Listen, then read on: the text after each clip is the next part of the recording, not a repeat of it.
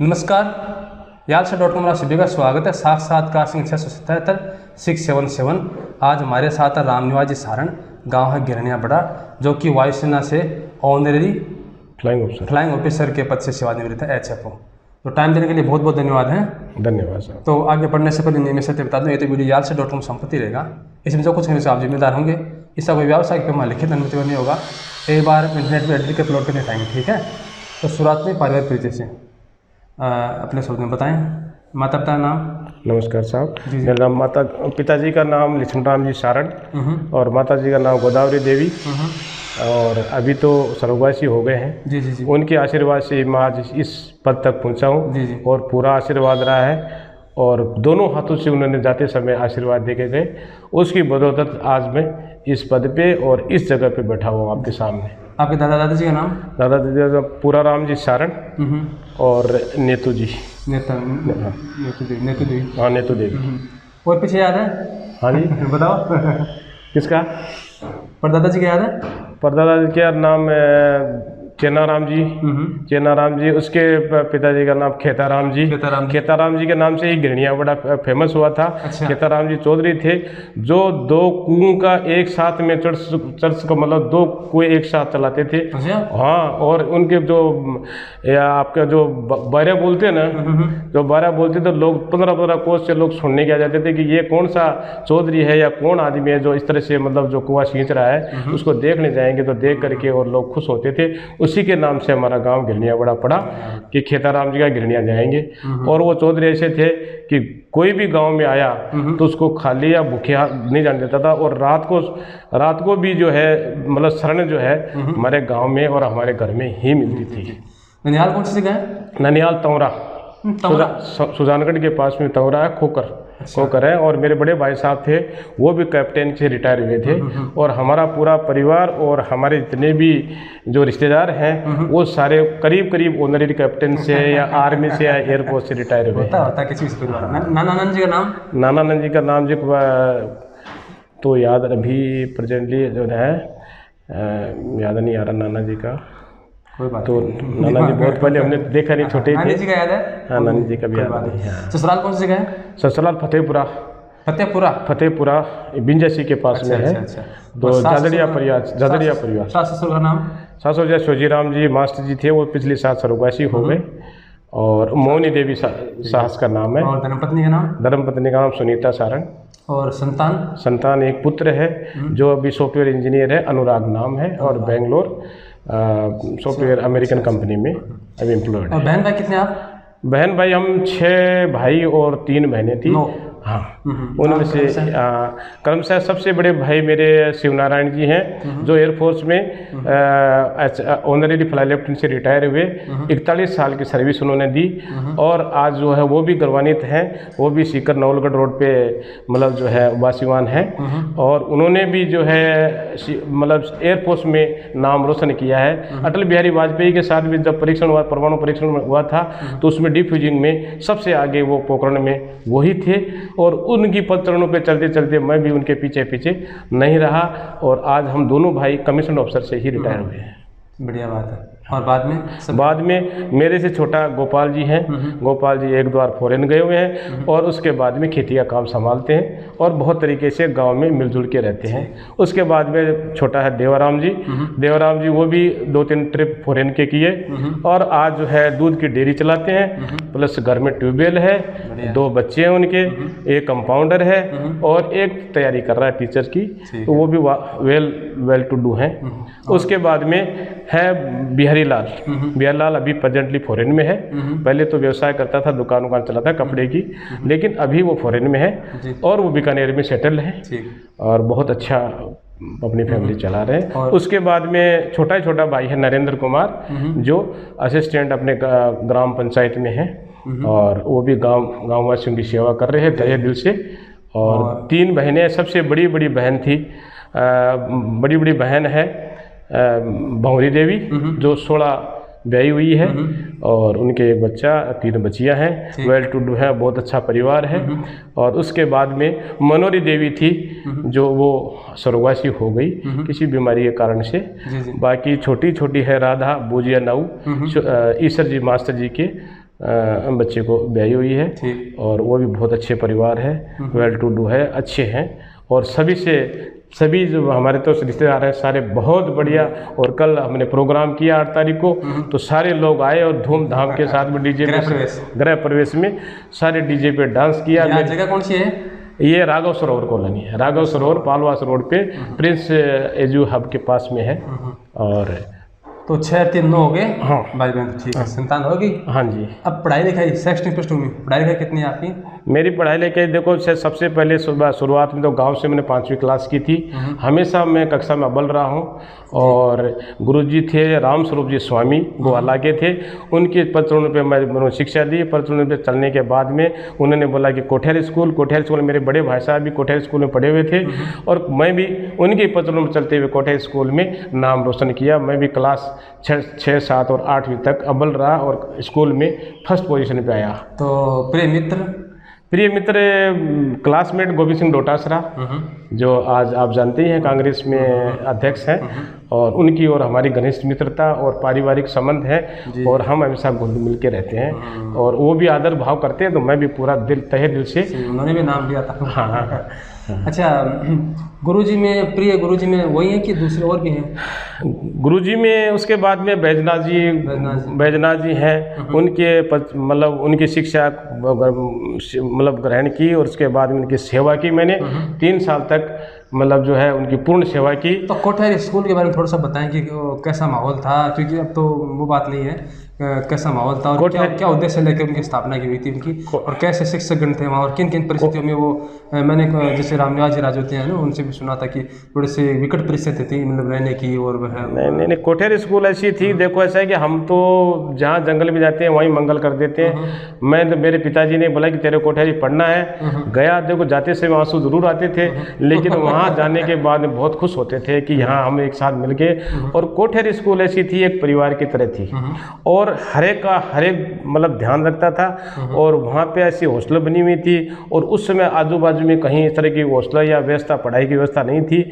और बैजनाथ जी का पूरा डिसिप्लिन था और टीचर्स गुरुजन थे, तो नथमल जी थे, रघुनाथ जी थे, बसनलाल जी जोशी थे और जगदीश जी थे। तो ये कि 5-6 टीचर्स की टीम थी, वो पूरी निगरानी रखती थी और डिसिप्लिन में वहाँ बच्चे, मेरे साथ भी जितने बच्चे हैं आज, सारे जितने भी मेरे दोस्त हैं वो सारे के सारे मतलब गवर्नमेंट जॉब में हैं और आज एकदम पूरे लाइफ में वेल सेटल्ड है, वेल टू डू बहुत सेटल है। और कोठेरी में मैंने मलखम्ब जो है, मलखम्ब आपने देखा होगा, मलखम्ब पे हमने एक टीम थी, मलखम्ब में सबसे आगे रहे। और दूसरी बात, स्काउटिंग में सबसे आगे थे। और बसनलाल जी जोशी हमारे स्काउट मास्टर थे और रघुनाथ जी थे, तो दोनों जाते थे, तो वो जहाँ भी जाते थे हम सबसे पहले आते थे और सबसे आगे कोठेरी को सबसे फर्स्ट नंबर पे लाते थे। पढ़ाई में भी अव्वल थे? हाँ बिल्कुल, पढ़ाई में तो बता रहा हूँ हमेशा फर्स्ट रहा हूँ। दूसरा कौन आता था? दूसरा तो गोविंद सिंह डोटासरा जी आते थे। कभी रहता यार पहला नंबर इसी को आ जाता है। नहीं, गोविंद सिंह डोटासरा और हम दोनों एक परिवार की तरह ही थे, क्योंकि उनके पिताजी हेडमास्टर थे, वो गंडेड़ी में थे, वो आते जाते थे, मिलते थे, तो हम एक साथ रहते थे। और दोनों ही हम एक से बढ़ के एक, अब की बार तेरे से ज़्यादा लाऊंगा तो अब की बार तेरे से ज़्यादा लाऊंगा, तो ये चलता रहता। अच्छा, सरदारनाथ जी का सारी दे रहा है? हाँ बिल्कुल, सरदारनाथ जी महाराज का तो कोठेरी से जुड़ा हुआ था। उसके बाद में जो है मैंने 8th क्लास में एग्ज़ाम दिया, तो एग्ज़ाम में मेरा ये नंबर आ गया, तो फिर मैंने साइंस कोठेरी से फिर बगड़िया स्कूल में ज्वाइन कर ली। तो वहाँ साउर शर्मा मिल गए मेरे गुरुजी।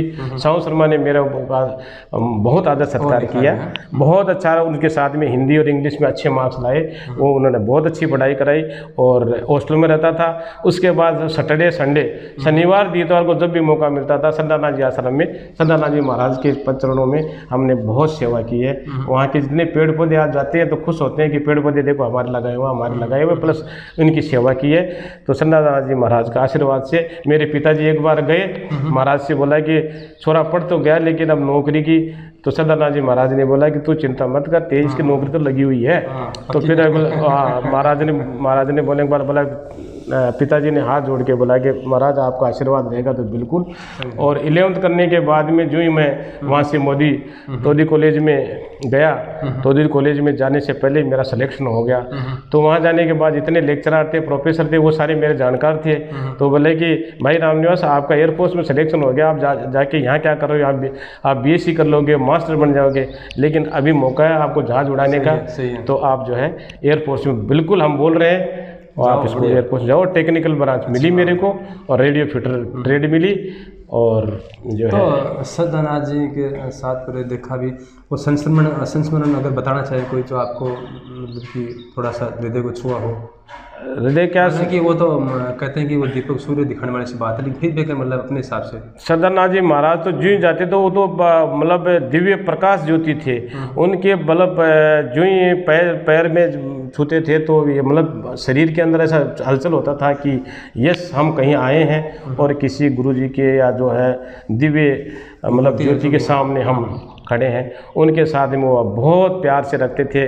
और उसके बाद सबसे पहले ये बोला कि बेटा जाके आप भंडारे में पहले आप भोग लगा के आओ, उसके बाद हम बातें करेंगे और बाद में काम करेंगे। तो सबसे पहले वो बोला कि पहले भंडारा टेआओ। उन्होंने जो ये नशे को अपना आवरण बना लेते हैं, नशे का भी विरोध किया, हाँ है ना, काफ़ी लोगों ने चाय छुड़ा दी। बिल्कुल बिल्कुल। तो जो सदानंद जी महाराज से जुड़े हुए हैं वो नशे पत्ते का सवाल ही नहीं है। बीड़ी सिगरेट नहीं, क्या दारू शराब तो नज़दीक में नहीं आ पाती, चाय भी नहीं और ना चाय का भी नहीं है। और जो है उनके जो उन्होंने बोल दिया वो सत्य है। और मैंने तो देखा कि प्रसाद से तो वो भरपूर रखते थे। जब भी बांटने शुरू करते तो वो ये नहीं देखते थे कि हम प्रसाद कितना दे रहे हैं और हम तो ऐसे डिब्बा खत्म नहीं होता था। नहीं कभी भी वो उनका डब्बा कभी हमने बदलते हुए नहीं देखा। अच्छा, नहीं बदलते देखा। कितने भी आदमी हो, लेकिन वो ये नहीं देखते कि 4 है 5 है, वो भर के बोला कि ले बेटा। और इनकी ये थी कि जिसको जाना होता था तो पहले बोलते कि बेटा तेरे बस का टाइम हो गया है, अब तेरे को जल्दी से बस पकड़ ले। तो जी हुआ उनको तुरंत साधन मिल जाता था। और कभी भी हमने तो देखा कि कभी भी किसी भी यात्री या मिलने वाला कोई आया उनको कभी भी तकलीफ नहीं हुई, सारे जय जयकार करते थे। और शाम को जब प्रार्थना होती थी उसमें तो ऐसे जैसे अमृतवाणी बरस रही हो। प्रार्थना जब सदानंद जी महाराज के आश्रम में जब प्रार्थना होती थी शाम को, तो उसमें ऐसा जैसे अमृतवाणी बरस रही हो। तो अब वैसे संत बिरले हैं, देखने मिलते हैं, तो इसका कोई कारण है? कारण तो देखो उसको तो हम बता नहीं सकते, लेकिन फिर भी जो है बहुत अच्छे संत अपने सीकर शेखावाटी अंचल में जो भी संत हुए हैं वो संतों की धरती का है। और उसके बाद में शेखावाटी अंचल जो है मैंने देखा है कि डिफेंस में, एयरफोर्स, आर्मी या नेवी में जो भी गया है वो कुछ न कुछ देश के लिए करके आया है। ऐसे मतलब सीकर का नाम आज रोशन है शेखावाटी में। सीकर का नाम पहले कि सीकर का जो बंदा मिल गया तो उसको सबसे पहले बड़ा सा बड़ा काम मिलता है, और वो अपनी कर्मठता से काम को पूर्ण करके और दिखाता है कि हाँ हम सीकर के हैं। तो हम इस माटी को नमन करते हैं कि हमारा जन्म इस। तो प्रथम नियुक्ति कौन से सन में आपकी? मेरी 6 जनवरी 1981 में मैं एयरफोर्स में जलाली बेंगलोर। आपकी जन्म तिथि मतलब कि आप आयु कितनी है? मेरी अभी 58 प्लस 59 चल रही है 2022 में ना? हाँ। आज तारीख है 20 जून 2022। अच्छा, तो उसके बाद में प्रथम नियुक्ति हुई कौन सी जगह? प्रथम नियुक्ति जो है ट्रेनिंग हमारी बेंगलोर में हुई, जलाली ईस्ट में हुई पहले 6 महीने, उसके बाद 9 महीने जलाली वेस्ट में हुई। उसके बाद में सबसे पहले मैं ऐसा है कि मैं लकीस्ट आदमी था जिसकी पोस्टिंग लोगों को दूर दूर मिलती है, लेकिन मेरे को मेरे गांव के पास ही मेरे मतलब हरियाणा सिरसा जो है वॉकेबल डिस्टेंस है, तो मेरी तो सिरसा पोस्टिंग हुई। सिरसा में सबसे पहली पोस्टिंग सिरसा रही। और उसके बाद में सिरसा के बाद में देखो वहाँ से भी चॉइस पोस्टिंग मिली तो नाल हो गई। नाल जो है बीकानेर। अच्छा। बीकानेर से फिर मैं कोर्स करने चला गया। कोर्स करने के बाद फिर मेरी बीकानेर पोस्टिंग हो गई, तो वहाँ 5.5 साल रहा। वहीं पे मैं जो है अपनी 87 में शादी हो गई। 23 मार्च 1987 में मेरी शादी हुई। सुनीता देवी झाझड़िया साथ में शिवजी राम जी की पुत्री हैं, उनके साथ में उसके बाद शादी हुई। उसके बाद में जो हम बीकानेर में रहने लगे, हमारे छोटे भाई थे उनको मैं साथ लेके गया और वहाँ पे ले जा करके और एजुकेशन देना स्टार्ट कर दिया कि मैं हूँ, तो उनको एजुकेशन दिया। बीकानेर के बाद में वहाँ से मैं गया पटना बीटा। ठीक है। बीटा। हाँ, उसके बाद में गया एयरफोर्स एकेडमी डुंडीगल हैदराबाद। फिर हैदराबाद के बाद में वहाँ से मेरी ट्रांसफ़र हुई गुवाहाटी, REB बोलते हैं, रीजनल एजुकेशन बोर्ड होता है उसमें। उसके बाद में फिर आ गया मैं Delhi headquarter WC western air command जो है, पश्चिमी वायुसेना कमांड है, वहाँ हो गई।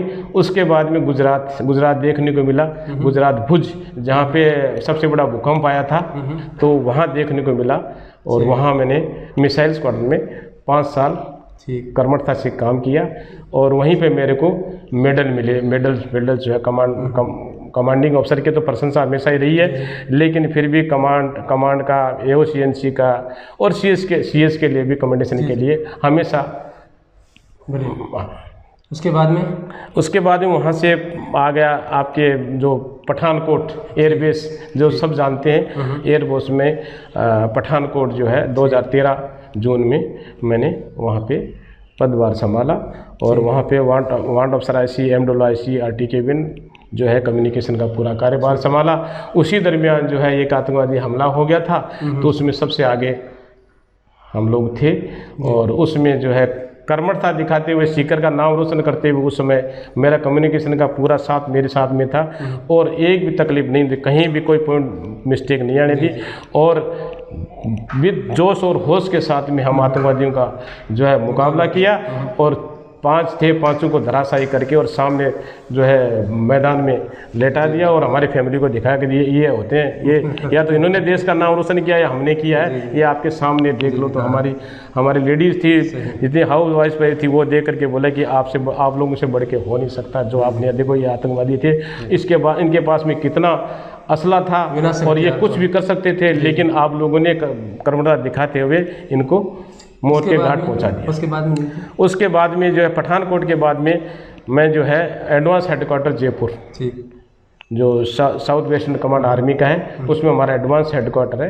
एडवांस हेडक्वार्टर में मैं सुशोभित, हाँ, यहाँ पे एडवांस हेडक्वार्टर रहा। यहाँ पर एडजुटेंट का कार्य किया मैंने, MTO का कार्य किया और सारे जितने पदभार थे सारे मेरे पास में थे और मैंने फुल जोश और होश के साथ में, कर्मठता के साथ में, हमेशा फ्रूटफुल रिजल्ट के साथ में आया और मान सम्मान के साथ में 40+ डिकेट, 5th डिकेट में घुसने के बाद में मैं सेवानिवृत्त हुआ।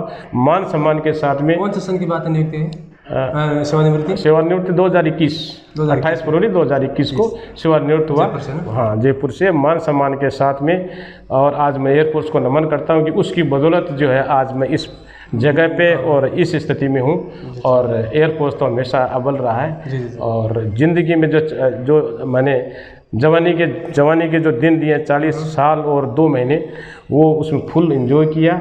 और बच्चा भी पढ़ लिख करके सॉफ्टवेयर इंजीनियर है आज और बेंगलोर में है, वेल टू डू, बहुत अच्छा है, बहुत अच्छा कर रहा है। और श्रीमती जी का हमेशा ही साथ रहा है, तो श्रीमती का साथ रहा तो मैं बढ़ता गया, वो आगे से पीछे से बोलती गई और मैं आगे बढ़ता गया, उनका पूरा साथ रहा तो आज हमारी फैमिली में आज तक हमने मेडिकल की असिस्टेंट नहीं ली। मेडिकल मतलब दवाई वगैरह पे नहीं चला। हमारा पूरा परिवार एकदम स्वस्थ परिवार और निरोग और मन से भी पॉजिटिविटी, हमारा परिवार जो है पॉजिटिविटी में विश्वास करता है कि जो आएगा ये तो है, नेगेटिविटी में कभी आज तक नहीं। अच्छा, ये तो हो गया आपका जीवन परिचय और सेवा काल, ठीक है जी।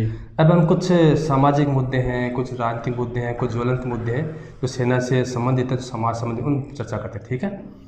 तो पहला ये कि हमारे यहाँ जैसे हमारा पूर्व भारत है, जिसमें मध्य भारत है, दक्षिण भारत है, पश्चिम भारत है, यहाँ के युवा इन ज़्यादातर आतंकी गतिविधियों में शामिल नहीं होते।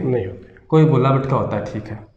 हम पूर्वोत्तर में देखते हैं और जैसे कि कुछ झारखंड वगैरह, छत्तीसगढ़ में वहाँ भी हैं और कश्मीर में देखते हैं।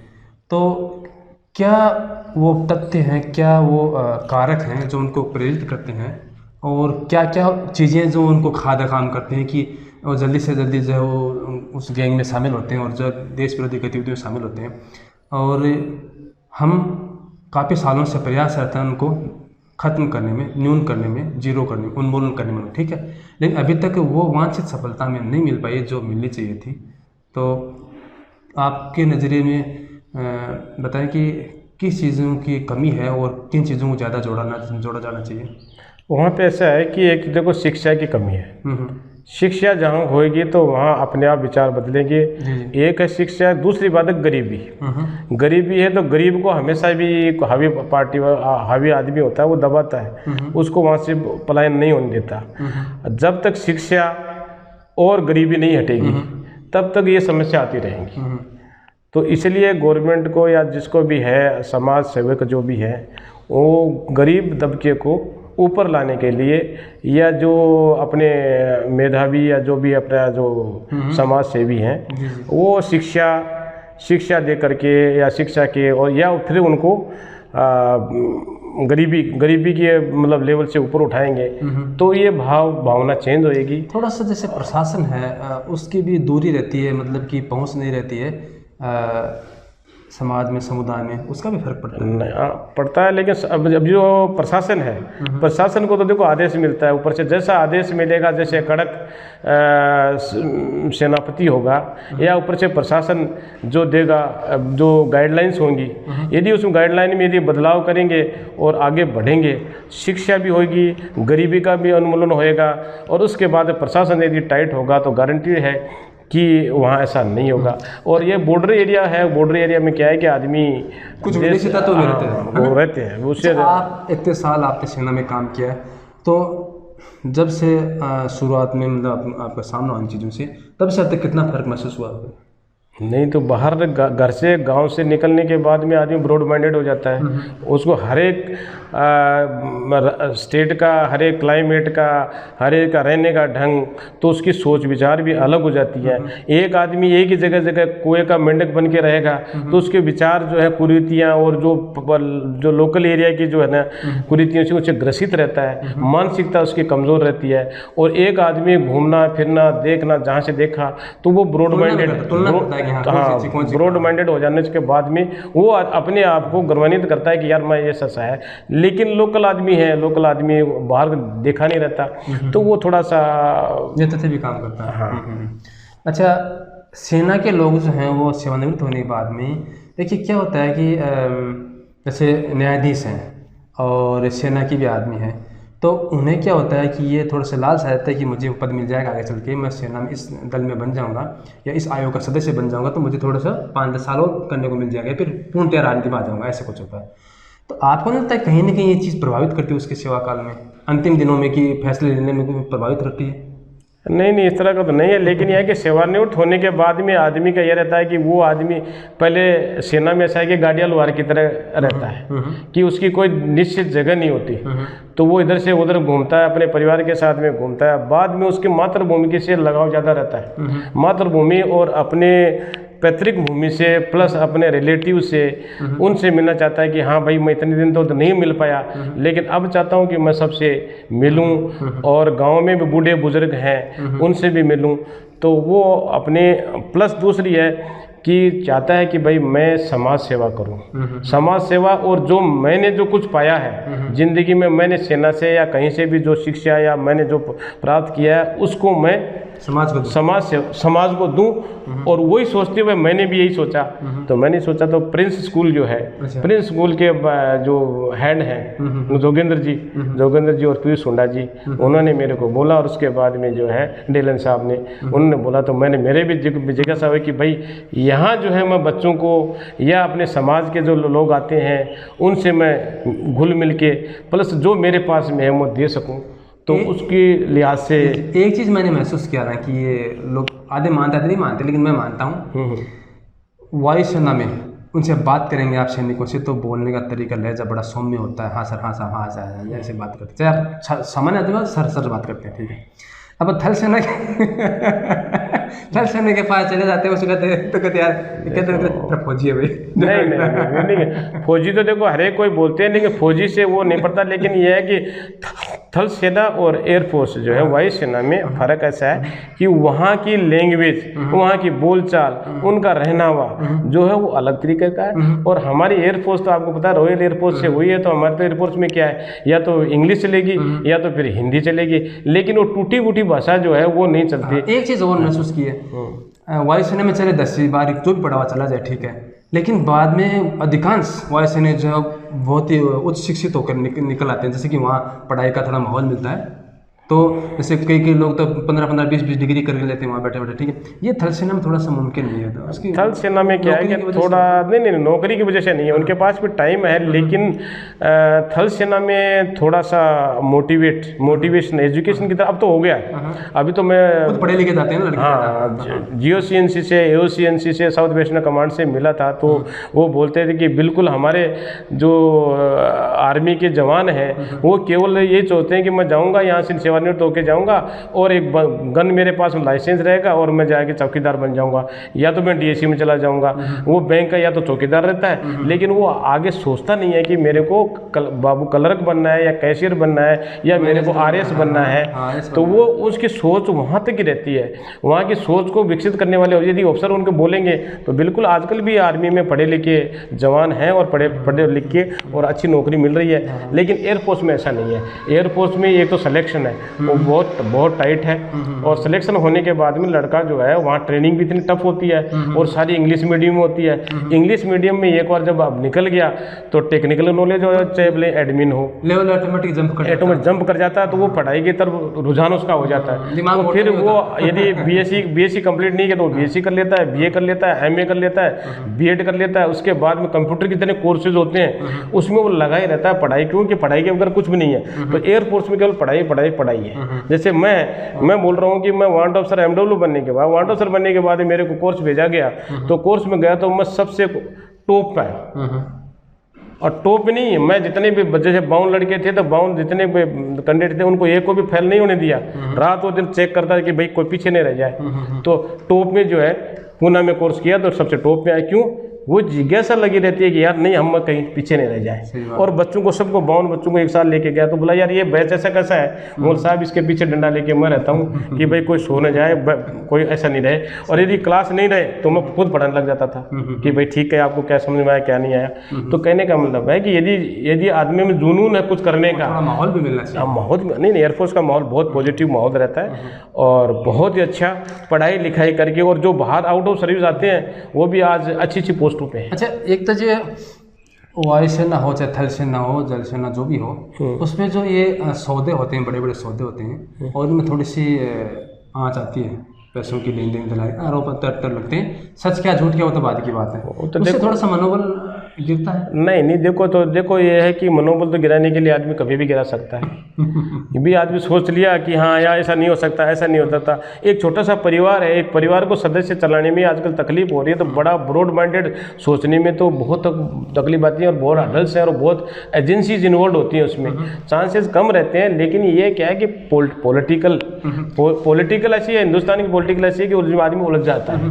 अच्छा, 41 साल के आपके लगभग 41 साल हो गए सेवा काल में आपने वायुसेना का आधुनिकीकरण देखा है? बिल्कुल, 100%। अपने शब्दों में बताएं कितना, कहाँ से कहाँ पहुँच गए? अजी कहाँ से क्या जो है, MiG-21 थे तो आज कहाँ का कौन से जहाज जो है मार्क 2, उसके बाद रफाल वगैरह कितने जहाज जो है अच्छे आधुनिक हो गए। और आज की सेना में और एयरफोर्स में और पहले की सेवा में बहुत फर्क है। और आज टेक्निकल कंप्यूटराइज दिमाग चाहिए। अच्छा, एक देश की सेना दूसरे देश सेना के साथ युद्धाभ्यास करती है, इससे भी थोड़ा सा सीखने को? बिल्कुल। उससे क्या आता है कि एक देश से दूसरे देश के साथ में मिलके जो प्रैक्टिस एक्सरसाइजेज करती हैं, कोऑर्डिनेशन का, प्लस जहाँ कमियाँ रहती हैं तो उस कमियों को सुधार कर लेते हैं। सुधार करने से आगे जहाँ भी जाएगा तो, और क्लाइमेट का, नेचुरली क्लाइमेट का, कहाँ का क्लाइमेट कैसा है उसका, उसके बाद में किसी चीज़ की फेयरिंग नहीं रहती पायलट को चाहे टेक्नीशियन को, कहीं भी भेज दो तो वो वहाँ मिनटों में वो अपना एक्टिवेट हो जाता है। बीच में दो बातें आपके गाँव संबंधित पूछ लेते हैं। गिरनिया बड़ा, हाँ जी, तो ये गाँव कितना बड़ा है, और इसमें जैसे आधारभूत सुविधाएं जैसे कि स्कूल है, अस्पताल है, सड़क है?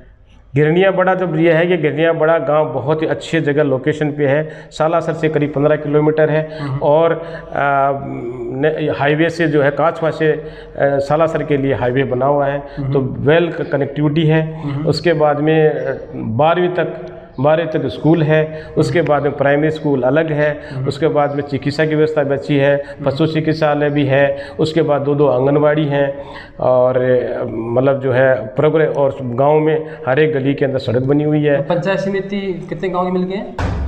हमारे 6 गांव हैं। कौन कौन से हैं बताना? गिरनिया बड़ा हो गया, मानासी डाणी हो गई, रामशिवरा हो गया, उसके बाद में तुर्कासिया हो गया और चारना की डाणी हो गई।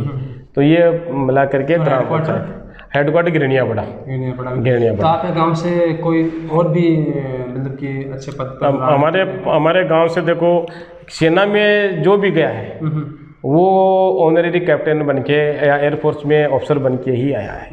आज देखते हैं तो करीब 7-8 आदमी हैं जो सारे ऑनरेरी हैं, और जवान भी खूब हैं और शिक्षक भी खूब हैं। उसके बाद में आज ग्राम सेवक वगैरह वगैरह सारा शिक्षा का मतलब कि मिश्रित है, कृषि भी है और सेवा में भी है। हाँ, दोनों में, दोनों डॉक्टर भी हैं। उसके बाद में व्याख्याता हैं। गुमाना राम जी लेक्चर जो है सबसे पुराने अकाउंटेंसी के जो है डिप्टी कलेक्टर तक पहुंचे हैं। वो गुमाना राम जी हमारे गांव की शान है। अच्छा, एक जो अर्जुन जी मास्टर जी हैं। अच्छा। हाँ, वर्तमान में जैसे ये स्कीम चल रही है अग्निवीर की, जो लेके आए हैं कि भाई 4-4 साल वाले हैं, चलो अच्छी बुरी तो अलग बात है, वो तो बहस का विषय हो सकता है या परीक्षण करने के बाद पता चल सकता है।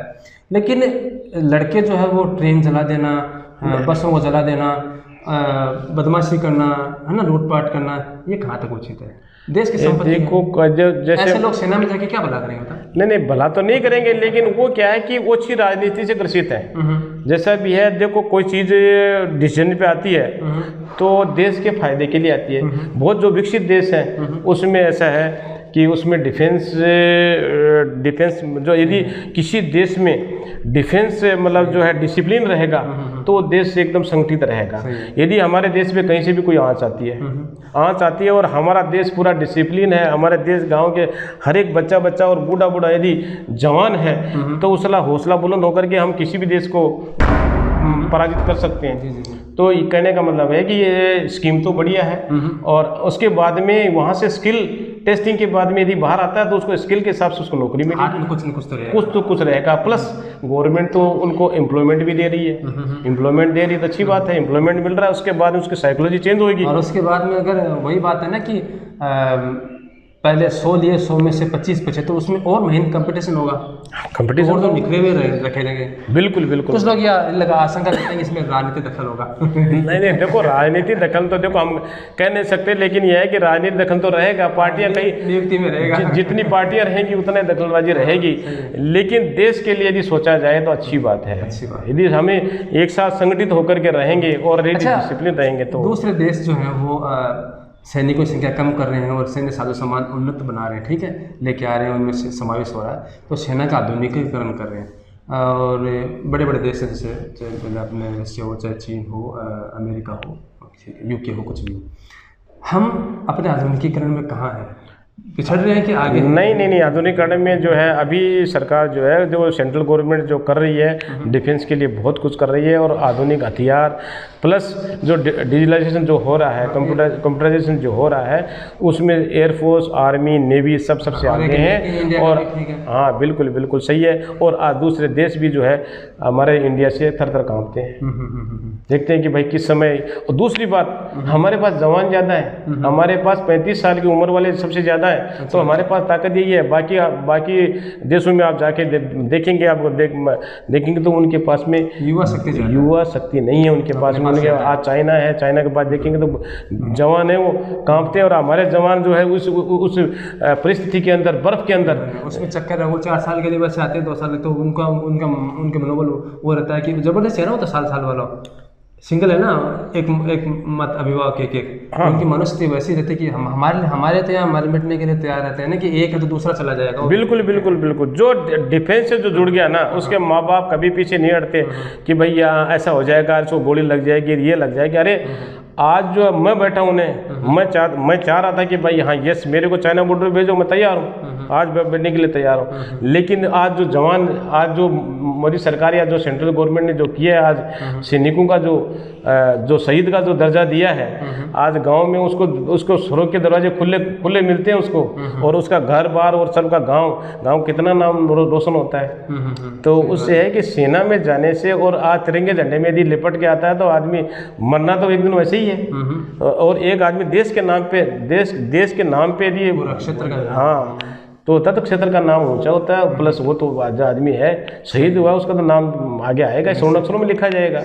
आज इंडिया गेट पे है, देखो आप नाम लिखिए तो आप पढ़ते हो तो कितने गौरवान्वित होते कि नहीं होते हो कि सोन सो का है। तो आप वही है, और वो तिरंगे झंडे में लिपट के गाँव के सामने जब होता है मुखाग्नि दी जाती है तो पूरा गाँव रोता है, नहीं कहाँ रोते क्या करते हैं लोग, तो एक दिन तो कहीं भी हो गया दफन तो कौन पूछता है।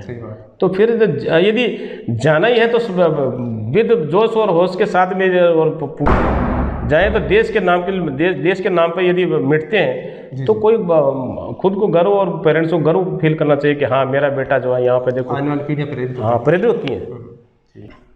अंतिम सवाल है समाज सेवा के बारे में, चाहे किसी भी क्षेत्र का हो, लेकिन जब थोड़ी सी बहुत फुर्सत मिलती है तो वो चाहता है कि मैं भी समाज को और दूँ, क्योंकि अपने व्यवसाय में, अपनी आजीविका में, अपने सेवा काल में तो वो देता ही देता है, लेकिन उसके बाद में जब वो थोड़ा सा मुक्त रहता है और काफ़ी तरीके जैसे कि समाज में अलग अलग संगठन बनाते हैं, समाज में गौ सेवा का काम है, समाज में वृक्षारोपण का काम है, समाज में शिक्षा दान का काम है, कुछ लोग पर्यावरण से जुड़ जाते हैं, है ना, काफ़ी तरीके से कोई नशा मुक्ति का अभियान चलाता है, कोई जैसे कि पानी संरक्षण का चलाता है, जिसका जो दिमाग होता है, जिसकी जो मतलब कि पहुंच होती है, जो परिस्थितियां आसपास में निर्मित होती हैं उनके विरुद्ध जो खड़ा होता है और योगदान करता है। तो सारे नहीं कर पाते, कुछ की परिस्थितियाँ ऐसी होती हैं कि इजाज़त नहीं देती, कुछ के पास संसाधन नहीं होते, कुछ के पास मानव श्रम नहीं होता, लेकिन कई के लोग समर्थ होते हैं और कई लोग जुनूनी भी होते हैं, ठीक है, दोनों काम होते हैं, तो वो उनकी बात चल जाती है और फिर वो समाज सेवा में कूद पड़ते हैं। तो आपके साथ ऐसा हुआ या सोच रहे हैं? नहीं, मैं तो जुड़ा हुआ हूँ अभी, तो जैसे प्रिंस है जो हमसे जुड़ा हूँ, तो पूरा अपना योगदान होता है, पूरा सेवा का मौका, पूरा जो गार्जियन से मिलना करना, उनको बच्चे एजुकेशन के बारे में बताना, सही राह दिखाना, ये है। दूसरी बात जो एक्स सर्विसमैन है, एक्स सर्विसमैन जितनी है हमारी एक्स सर्विसमैन यूनियन है, तो उसमें जो टाइम टू टाइम मीटिंग होती रहती है, उसमें जो सैनिक हैं वह एयरफोर्स, नेवी या आर्मी के, जिनको किसी को कोई तकलीफ होती है मेडिकली या कोई भी किसी तरह की पेंशन नहीं मिल रही है, तो उसके लिए आज हम सबसे आगे हैं और मीटिंग करते हैं, और जिसके भी किसी को कोई तकलीफ होती है वो आता है, तो यहाँ पे आने के बाद में उसको मेडिकल ट्रीटमेंट या किसी कोई भी तकलीफ होती है उसको हम अग्रणी होकर के भाग लेकर के उसकी मदद करते हैं। और आगे भी चाह रहे हैं कि भाई जो हमारे गांव से, हमारे क्षेत्र से कोई डिफेंस में बच्चे जा रहे हैं, तो उनको मैं जब भी जाता हूं बच्चों के सामने खड़ा होकर के उनको हाईली मोटिवेट करता हूं कि बच्चों इस तरह से करो, इस तरह से करो, ये करने से आपका ये होगा, तो बच्चे हाईली मोटिवेट होते हैं और आज बच्चे सेना में जाने के लिए तैयार हैं। क्या होता है कि सेना में जो काफ़ी लंबे समय से रहता है, तो सेना में अनुशासन है, तीनों में अनुशासन है। हमारे समाज भी जो है नियमों से चलता है, लेकिन कहीं ना कहीं आपको लगता है यार थोड़ा सा अनुशासन यहाँ भी हो जाए अपनी गलियों में भी। तो जैसे कि लोग पिए कट हैं, गली में पीते हैं, दारू किसी का दरवाज़ा ठोकते हैं, और जो बेतरतीब तरीके से जो वाहन चलाते हैं और ध्वनि प्रदर्शन होता है ना, कोई पड़ोसी के सामने कूड़े फेंकते हैं, मतलब हम देखते हैं ना बदमाशी होती है। तो आपको ऐसा होता है कभी कभी यार सेना होती तो मैं सुधा देता? वो तो बिल्कुल सही है, लेकिन गांव में क्या है कि गांव की जो मनोबल जो है ना उसको सुधारने में टाइम लगता है। और आज मैं जाता हूँ तो 2-4 लोगों से मिलता हूँ, तो हर एक चीज़ के बारे में जो आप बता रहे हैं इसके बारे में चर्चा भी करता हूँ, और धीरे धीरे करके, क्या एक साथ तो नहीं हो सकता, लेकिन जो है आप यदि आगे बढ़ेंगे, एक कदम आप एक दिन एक कदम बढ़ाएंगे, दूसरे 2 होगा, दूसरे 3 होंगे, उसी तरीके से आप अपने में बदलाव लाएंगे तो आपके पीछे लाइन लगेगी, लेकिन एक दिन में नहीं हो सकता वो धीरे धीरे करके देखेंगे तो आपके पीछे लाइन लग जाएगी।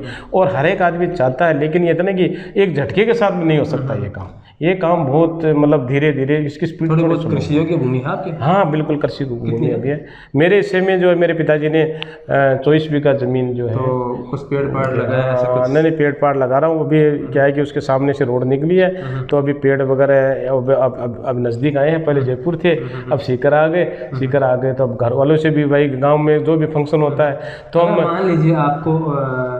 मान लीजिए आपको जो है वो गांव वाले कह दीजिए आपको सरपंच बनाएंगे या मतलब राजनीति में ले आएंगे, ठीक है, तो आपको खुला हाथ हो गया, तो आप अपने गांव के लिए क्या योजना लेके आना चाहेंगे? नहीं दीदी को ऐसा है कि सरपंच का तो ऐसा नहीं सोचा हमने, लेकिन यह है कि वो जो भी किसी भी पार्टी का हो, मैं जो पॉजिटिव सोचता है और पॉजिटिव जो क्या बोलते हैं फ्रूटफुल रिजल्ट देता है, उसके साथ में मैं उसका योगदान प्लस उसके साथ में उसका सहयोग करता हूँ कि भाई इस तरह से करने से ऐसा होगा। आज सरपंच है हमारे गांव का सोनलाल जी रणुआ सरपंच हैं, वो मेरे से पूछते रहते हैं वो बताता हूँ तो बताते हैं, तो वो मेरी इज्जत करते हैं और वो काम भी करवाते हैं और काम भी कर रहे हैं, बढ़िया काम कर रहे हैं, ऐसी बात नहीं है। और हमारे गाँव में तो सब सुविधा करवाई। एक चीज़ और छोटा सवाल मुझे दिमाग में आ रहा है, एनडीए में जाओ, सीडीएस में जाओ, या जैसे डायरेक्ट सेना में, नेवी में ऐसा अलग भर्ती हो जाओ, ठीक है, तो कई बार लड़कों में दबाव होता रहता है कि भी हमारे परिवार में ये है तो हमें भी इसी लाइन में जाना है, या परिवार में कोई माता पिता में कोई जाना चाहता था और वो नहीं जा पाया तो अपने बच्चे से वो इच्छा पूर्ति करवाता कि ये चलेगा, ठीक है, और बच्चे का उसमें मन है तो ठीक है, बच्चे को उसके अनुसार सुविधा उपलब्ध होती है, जैसे कोचिंग की है, शारीरिक गतिविधियों करने की, वो तो ठीक है। कई बार बच्चे का मन नहीं होता, मन दूसरे संकाय में होता है कि मैं इस विषय में पारंगत हो जाऊं, अब उस पर थोड़ा सा दबाव बना रहता है। तो या कई बार क्या होता है कि बच्चा एक बार दो बार प्रयास करता है फिर असफल हो जाता है, तो मैंने कई बार खबरें सुनते हैं कि आत्महत्या कर ली या जैसे वो अवसाद में आ गया वगैरह। तो आपको नहीं लगता कि जो बच्चा भले कितना भी असफल हो जाए, अवसाद में आकर आत्महत्या करता है, वैसा जाके सेना में क्या करेगा बताएं? नहीं, ऐसा बच्चा सेना में इस तरह के अवसाद वाले तो नहीं आ पाते, क्योंकि यहाँ 10th 12th करने के बाद में बच्चे जो आते हैं तो वो यहाँ अब जैसे सीकर है, सीकर में प्रिंस डिफेंस एकेडमी है, प्रिंस डिफेंस एकेडमी में ऐसे हाईली क्वालिफाइड मतलब सर्विस पर्सन हैं जो मतलब इस तरह से मोटिवेट करते हैं कि वो मतलब उसके अंदर में जुनून और जोश आ जाता है कि यस। और आज जो रिजल्ट दे रही है प्रिंस डिफेंस और एनडीए जो रिजल्ट दिया है वो आज पूरे देश में नंबर 1 पे है। अच्छा। आज यहाँ ये शेखावटी अंचल के अंदर अफसर नहीं थे, आज एनडीए खड़गवासला जो है अफसरों से भरी हुई है। अच्छा। आज अफसर जो सेलेक्ट हुए हैं एनडीए से, और उसके बाद में डिफेंस में फेज़ 1 और फेज़ 2 हैं, उससे आज इतने बच्चे एयरफोर्स, नेवी और आर्मी में निकल रहे हैं। और यहाँ से जो बच्चा निकल गया वो ये मान लो कि वो अव्वल रहेगा, हर एक कोर्स में अव्वल रहेगा और अपने शेखावटी अंचल का नाम रोशन करके ही आएगा। अच्छी बात है। तो आपने समय दिया इसके लिए बहुत बहुत धन्यवाद, और आशा करता हूँ कि यूं ही समाज में लगे रहें, सेवा करते रहें और लोगों को प्रेरित करते रहें। बिल्कुल। आपकी तरफ से अगर 2 संदेश के बोल।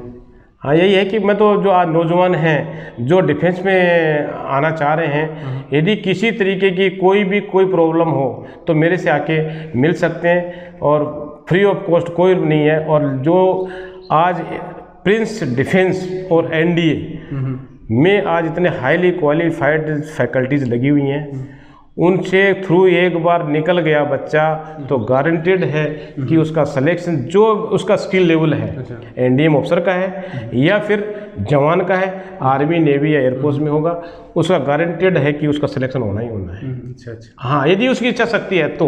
और जिसकी इच्छा शक्ति नहीं है तो वो तो उसको वो आएगा ही नहीं। लेकिन जो यहाँ आगा कि मेरे को डिफेंस में जाना है, कुछ भी हो जाए, तो जो डिफेंस में आएगा यहाँ से एक बार ट्रेनिंग लेकर के यहाँ से जो गाइडलाइंस लेके गया ना, वो गारंटेड है कि एसएसबी वगैरह में या कहीं भी इंटरव्यू में रुकेगा नहीं और फिजिकली तो फिट रहेगा। यहाँ 80 85 85 किलो के बच्चे आ रहे हैं, आज देखो एकदम लीन एंड थीन ऐसे हो रहे हैं कि वो चट से एकदम fit physically, mentally and skill level से है, और आज सिलेक्शन में आ रहा है। और मैं बच्चे डिफेंस में जाता रहता हूँ। अच्छा, एक बात है, मुझे सवाल पर सवाल क्या होता है, अगला बोलता है मुझे उपजते नहीं तो नहीं उपजता। हाँ। आप जिस तरह से बोल रहे हैं तो सॉफ्ट स्वभाव है, तो आप कैसे टीचर समझते हैं अपने आप को? हार्ड, कड़क, या जैसे कि थोड़ा सा बच्चे कि सबसे पहले जो है कड़क होना पड़ता है, कड़क होने के बाद में फिर सॉफ्ट कॉर्नर भी अपनाना पड़ता है। हार्ड से क्या होगा कि डिसिप्लिन आएगा, सॉफ्ट से क्या है कि बच्चे का मनोबल बढ़ेगा, मनोबल बढ़ता, हाँ, निराशा नहीं आती। जो कमज़ोर से कमज़ोर बच्चा है वो भी कुछ पूछना चाहे तो बिल्कुल सबसे पहले मैं कमज़ोर बच्चे को ही पूछता हूँ। यदि बच्चे को बोला बेटा तेरे को तकलीफ बता, कोई किस तरह की तकलीफ है, मेरे को अंकल जी ये तकलीफ है, ये प्रॉब्लम है, तो उसको मोटिवेट करके उसको लेवल हाई करेंगे तो वो बेचा अपने आप को कूदने लगेगा, उनके पास कवर कर लेगा। हाँ, वो कवर कर लेगा फिर। लेकिन यह है कि एक बच्चे के अलग अलग लेवल्स हैं, उस लेवल को यदि चेक करेंगे तो बच्चे को नहीं है कि वो बच्चा जो होता है ना, बच्चा नकलची होता है, कॉपी एंड पेस्ट होता है। तो बच्चे को जिस तरह का संस्कार, जिस तरह की आप साइकोलॉजी सही तरीके से साइकोलॉजी पढ़ के और उसको आप बूस्टर डोज देंगे एक तो आएगा। अंतिम समझ लीजिए, वो मजाक है भैया, अपने देश के दुश्मन है 2, चीन और पाकिस्तान, ठीक है।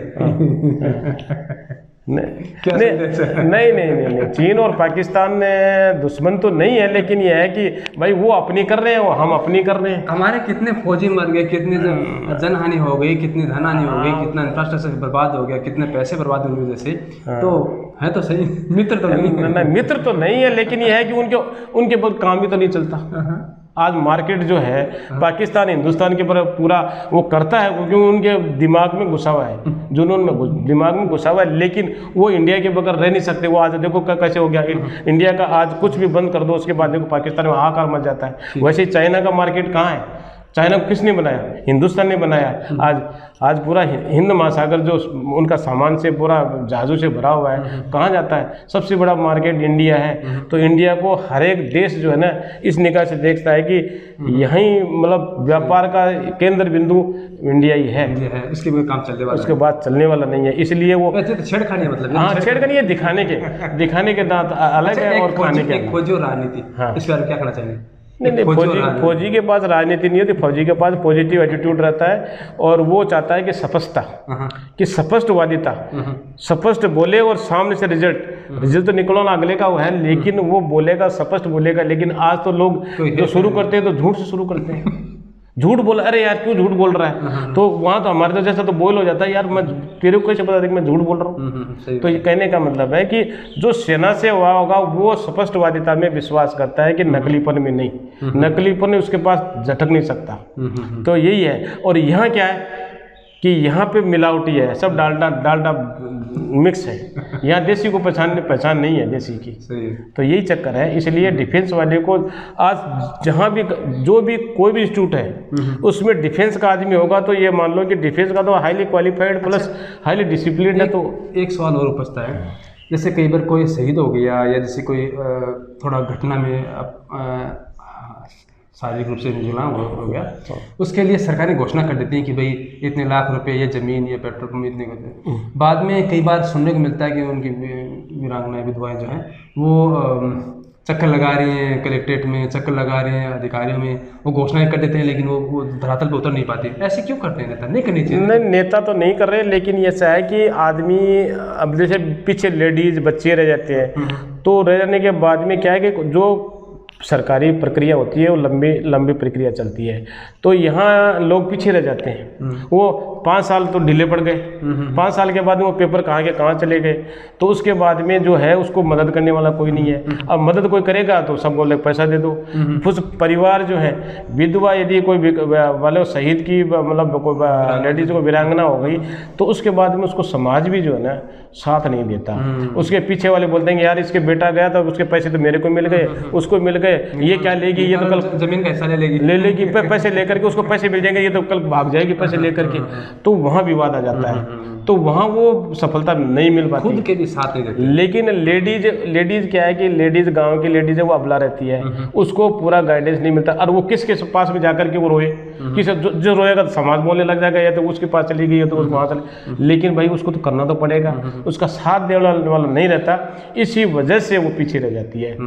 अब ये इसीलिए हम आज जो हमने जो एक्स-सर्विसमैन की जो एसोसिएशन बनाई है सीकर जयपुर में है, और उसके हमारे सदस्य आते रहते हैं, वो ऐसे ही वीरांगनाओं को और ऐसे ही आदमियों को हम चाहते हैं कि ऐसे हमारे पास आएँ और उनका जो है हम सही तरीके से जो भी तकलीफ है उसका निवारण करें। यही इसी के पीछे मैं लगा हुआ हूँ और वो ये करके दिखाएंगे। चलो अच्छी बात है। हाँ, और बच्चों की एजुकेशन के लिए भी है, बच्ची की एजुकेशन के भाई एक्स-सर्विसमैन है तो उनके लिए अलग कोटा हो, अलग से मेडिकल कॉलेज या स्कूल है। जैसे स्कूल हैं तो स्कूलों में भी जो वीरांगनाएं हैं उनके बच्चे जहाँ भी हों फ्री ऑफ कॉस्ट पढ़े। ये हमें अब गवर्नमेंट में पेपर लगाए हैं और सफलता हमें मिलेगी। तो आपकी सरकार डोटासरा जी करवा लो बस। नहीं, डोटासरा जी तो करवाएंगे, कोशिश जारी है। देखो यार गारंटेड है होगा, अरे इसमें हम सफलता प्राप्त करेंगे कि जैसे वीरांगनाएं के बच्चों के आपके पास आते हैं क्या लोग यार तुम दोस्त है डूटा सा थोड़ा सा काम नहीं, ऐसा है, देखो ऐसा है, हम तो देखो पॉजिटिव सोचने वाले आदमी हैं, और जिसकी मदद होने वाली होती है कि सही तरीके से होती है तो भाई उसकी मदद करते हैं कि भाई ऐसे तो एप्लीकेशन लगा, इतने साल से रह रहा है, तेरा ये बता, ये तेरा बताएगा तो यदि होने वाली होगी तो गारंटी तो होएगी, ऐसी बात नहीं। लेकिन ये है कि इस तरह से हम बोलते हैं ना कि भाई झूठे मोटरसाइकिल पर खड़े हैं, हेलमेट नहीं है, 200 रुपये के लिए फोन कर रहे हैं, जिस छुटवा दो। नहीं, वो तो जो गलती किया उसको तो पनिशमेंट मिलेगी। हम तो उसके साथ में हेलमेट, हम तो रात को भी जाते हैं तो हेलमेट लटका के थोड़ी जाते हैं, हेलमेट लगा के जाते हैं, हेलमेट लगाने के लिए, नहीं कि सही है। हाँ तो ठीक है, टाइम देने के लिए बहुत बहुत धन्यवाद। बहुत धन्यवाद। काफ़ी ओजस्वी हैं आप और स्फूर्तिवान हैं, और आशा करता हूँ कि कुछ न कुछ समाज को बिल्कुल अपनी शक्ति अनुसार जो हमसे हो पाएगा। हमारे तो पिताजी ने यही किया कि बेटा जो है तुमसे जो बन पाए ना, समाज के लिए या किसी के लिए मदद कर सकते हैं, कर सकते हो, करना करो।